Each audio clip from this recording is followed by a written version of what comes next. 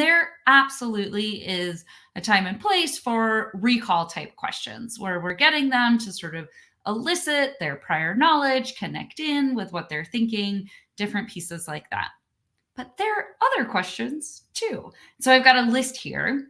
We can ask questions to check for understanding, right? That's often kind of what our like recall questions are like, but not always. They can be sort of more open-ended when we're checking for understanding.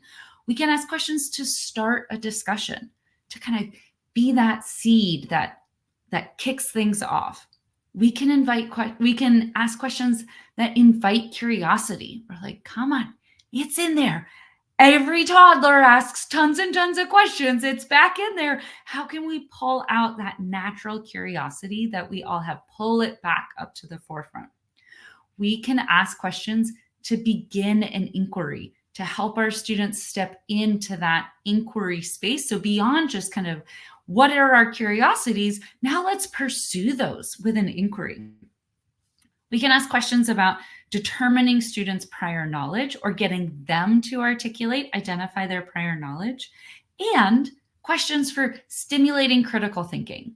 There are others, but this is just a list that I was pulling together, and I thought it could be fun to think about. Okay, so dun, dun, dun, dun, we've got the good old, can you see this, bar chart. They love their bar charts, right?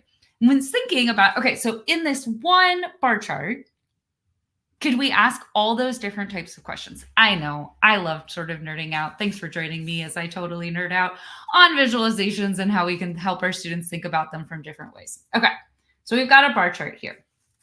A check for understanding type question would be, what are the bars? What is what are molecules?